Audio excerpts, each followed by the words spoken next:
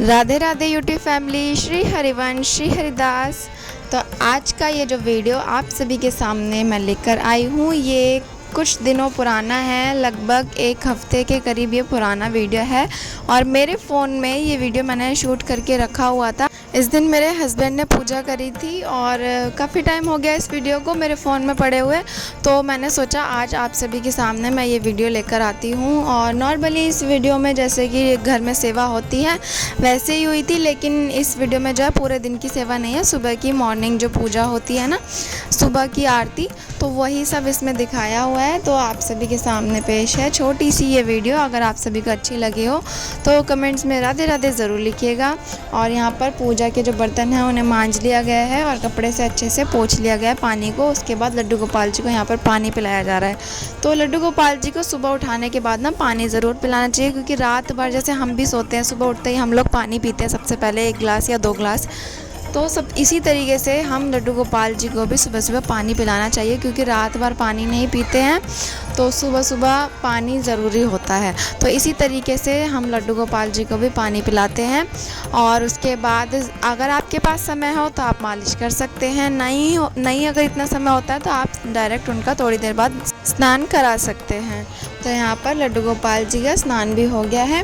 और स्नान करा आप जैसे मैं मेरे घर में अभी छोटा बेबी आ गया है, तो तब से मैं लड्डू गोपाल जी का जो है इतनी ज़्यादा मैं सेवा नहीं कर पा रही हूँ, सेवा नहीं दे पा रही हूँ, क्योंकि लड्डू गोपाल जी ने खुद हमारे घर में एक सेवा के लिए छोटा सा बच्चा भेजा है, जो बहुत ही प्यारा सा है। भगवान का ही रूप होते हैं बच्चे भी, तो उनकी भी सेवा ज़रूरी होती है और लड्डू गोपाल जी की भी सेवा ज़रूर होती है। लेकिन ये नहीं होना चाहिए कि अगर हमारे घर में पहले बच्चे नहीं थे, हम भगवान जी की बहुत अच्छे से सेवा कर रहे थे और बच्चे आने के बाद सेवा बिल्कुल कम कर दी, या अच्छे से लड्डू गोपाल जी का ध्यान नहीं रखा जा रहा है, उनका सुबह का भोग नहीं बन रहा है, ये मतलब स्नान 4-4 दिन नहीं हो रहे हैं, ऐसा नहीं होना चाहिए। हमारे घर में लड्डू गोपाल जी का डेली स्नान होता है, डेली भोग लगता है। और भोग का हमारे घर में कोई टाइम भी नहीं है, सुबह शाम तो भोग लगता ही लगता है। ब्रेकफास्ट के टाइम पे उनको दूध या फिर मखाने, ड्राई फ्रूट्स और फ्रूट्स वगैरह ऐसी चीज़ें दे दी जाती हैं और दूध दिया जाता है भोग में। उसके बाद खाना बनता है, तो उसके बाद खाने का भोग, शाम के समय खाने का भोग। और उसके अलावा जो है हम लोग घर में कई बार कुछ चीज़ें बनाते रहते हैं। घर में छोटा बच्चा है, 5 साल का भी है, तो खाने की डिमांड करता रहता है अलग अलग चीज़ें की, तो मैं बनाती रहती हूँ और लड्डू गोपाल जी को भी वो सारी चीज़ें खिलाती रहती हूँ। तो भोग का हमारे घर में कोई भी समय नहीं है, मतलब प्रॉपर मैं एक तरीके से अपने जैसे दोनों बच्चों का ध्यान रखती हूँ, उसी तरीके से मैं अपने कान्हा जी का भी, अपने गोविंद का भी ध्यान उसी तरीके से रखती हूँ। तो इसी तरीके से लड्डू गोपाल जी का ध्यान रखना चाहिए, क्योंकि बच्चे, कई लोग क्या करते हैं, उनके बच्चे नहीं होते तो वो लड्डू गोपाल जी घर में लाते हैं और बच्चों की तरह उनकी सेवा करते हैं, ताकि लड्डू गोपाल जी की कृपा हो, उनके जो है बच्चे घर में आएँ। लेकिन जब बच्चे आ जाते हैं ना, उसके बाद उनकी जो केयर करनी बंद कर देते हैं, क्योंकि अब बच्चा आ गया है, अब हमारे पास इतना समय नहीं है, तो लड्डू गोपाल जी का जो है सेवा नहीं हो पाती है। फिर उसके बाद उनका जो है सुबह का भोग, शाम का भोग, स्नान 4-4, 5-5 दिन बाद हो रहा है, तो ऐसा नहीं होना चाहिए बिल्कुल भी। लड्डू गोपाल जी का भी प्रॉपर अपने बच्चों की तरह ही उसी तरीके से ध्यान रखना चाहिए। अगर आपके घर में 2 बच्चे हैं तो आप दोनों की उसी तरीके से केयर करोगे ना। अगर छोटा आ गया तो आप दूसरे को मतलब 4 दिन बाद नहीं नहलाओगे ना, रोज़ नहलाओगे उसको भी। अगर आपके पास 3 बच्चे हैं तो 3 की भी आप तीनों की बराबर ही सेवा करोगे, तीनों बच्चों की। तो इसी तरीके से आप लड्डू गोपाल जी को भी अपने बच्चों में या फिर अपने घर का फैमिली मेम्बर मान के उनकी सेवा करेंगे ना, तो सारा काम बहुत ही ईजिली हो जाएगा और बहुत ही आसानी से हो जाएगा और आपको भी अच्छा लगेगा। जैसे कई बार ऐसा होता है घर में लड्डू गोपाल जी होते हैं, बच्चों की वजह से हम उनकी सेवा नहीं कर पाते, तो अपने मन में ही हमारे मन में ये कचोटती रहेगी बात कि हमने अपने लड्डू गोपाल जी की सेवा नहीं करी, ध्यान कहीं ना कहीं वहाँ रहेगा। लेकिन अगर अपने घर का फैमिली मेम्बर समझ के, अपना बच्चा समझ के, मतलब बच्चे की तरह ही उनको समझ के आप उनकी भी सेवा करेंगे ना, तो आप भी खुश रहेंगे और हमारे जो लड्डू गोपाल जी की सेवा होती रहेगी, तो हम ही को इसकी कृपा मिलेगी। लड्डू गोपाल जी की सेवा बहुत ही किस्मत वालों को मिलती है, मैं कई बार अपने वीडियोज़ में बोल चुकी हूँ।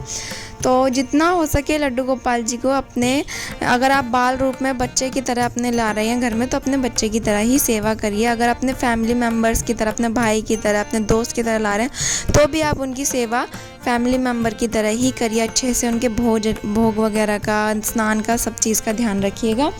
और अभी देखिए यहाँ पर मैंने लड्डू गोपाल जी का जो है स्नान वगैरह करा के, और यहाँ पर मेरे पतिदेव ने भोग वगैरह लगा दिया है, आरती हो गई है। तो उसके बाद भोग लग रहा है यहाँ पे फ्रूट्स का, क्योंकि सुबह का टाइम है, जैसा कि मैंने आप सभी को बताया। सुबह फ्रूट्स वगैरह, ड्राई फ्रूट या दूध, ऐसी चीज़ें दे देते हैं भोग में हम लड्डू गोपाल जी को। उसके बाद खाने का भोग लगाया जाएगा। तो यहाँ पर भोग लगा दिया है। और किसी ने मुझसे कमेंट्स में कहा था कि दीदी राधा रानी को भी अपने घर में लाई, क्योंकि लड्डू गोपाल जी राधा रानी के बिना अधूरे हैं। तो जी हाँ, मैं भी ये बात मानती हूँ कि हमारे कृष्णा लड्डू गोपाल जी राधा रानी के बिना अधूरे हैं। लेकिन एक नज़रिए से देखा जाए तो राधा कृष्ण दोनों एक ही हैं, और दूसरे नज़रिए से देखा जाए तो देखिए, जब राधा रानी की कृपा हमारे ऊपर बरसेगी ना, तो अपने आप ही राधा रानी हमारे घर में आ जाएंगी। हमें पता भी नहीं चलेगा कि कब हम वृंदावन गए, कब हमारे घर में राधा रानी आ गई। फिर मिलेंगे नेक्स्ट वीडियो में, तब तक के लिए राधे राधे।